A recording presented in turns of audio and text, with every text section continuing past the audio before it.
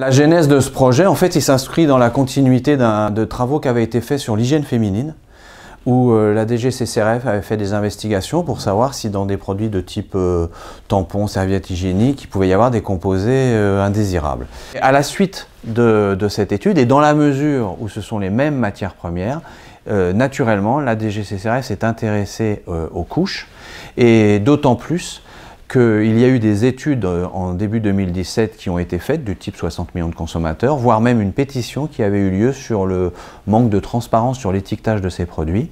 Donc naturellement, la CCRF a fait deux choses. Elle a fait une première saisine de l'ANSES avec la Direction Générale de la Santé et la Direction Générale de Prévention des Risques. Et la deuxième action a consisté à faire une enquête. Et c'est là qu'il y a la grande originalité de ce sujet, puisque vous n'avez pas de méthode d'analyse pour tel ou tel composé. Et donc, la DGCCRF a co-construit l'enquête avec le service commun des laboratoires. Pour faire cette première campagne, on a décidé de faire une simple analyse de composition. Donc techniquement, on a pris nos couches, on les a broyées, on a extrait par un solvant ce qui potentiellement était présent dans ce broyat, et on l'a analysé. Vous avez des composés qui sont intentionnellement ajoutés, du type colorant ou parfum, et vous avez des composés qui sont intrinsèques soit aux matières premières, soit aux procédés d'obtention, qui étaient également à rechercher. On a fourni ces résultats et l'ANSES a dit très bien, à partir de vos premiers résultats, là aussi avec la CCRF et le service commun des laboratoires, il faudrait que nous nous rapprochions du cas réel. Donc, ce broyat, on l'a finalement traité avec un simulant. Donc on a travaillé avec une urine synthétique, rebroyat, simulant d'urine, et on regarde ce qu'il y a dedans.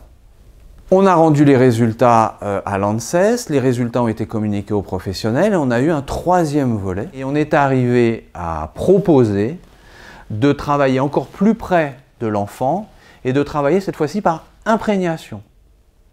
Donc là c'est simple, vous prenez la couche, vous prenez toujours votre simulant d'urine, dans lequel on met de l'urée, urée-urine, avec un volume tel qui représente à peu près ce qui est libéré par un enfant dans une journée, avec un temps d'imprégnation qui correspond à peu près au temps d'imprégnation de ce que peut avoir un enfant.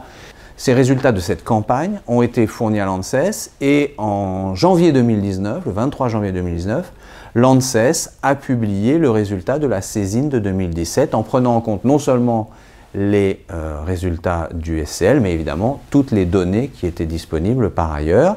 Elle a fait des recommandations et dans la mesure où les recommandations ont conclu qu'il n'y avait pas de quoi prouver l'absence de risque, la DGCCRF a décidé de suivre immédiatement les recommandations de l'ANSES et a demandé aux professionnels des mesures immédiates et de fournir sous 15 jours un plan d'action. Par exemple, une des actions sur lesquelles se sont engagés les professionnels, c'est d'enlever les parfumants dans les couches. Tout naturellement, on est arrivé dans une nouvelle phase d'analyse, toujours en gestion de risque. Il y a une nouvelle enquête qui se déroule en ce moment, qui consiste à vérifier la mise en place de ces mesures correctives par les professionnels. Et c'est pour ça que ça va se dérouler tout le long de l'année pour leur laisser le temps. Et enfin, la DGCCRF a fait une saisine de l'ANSES pour demander des valeurs seuil qui permettront d'interpréter au mieux les résultats de cette enquête qui est en cours.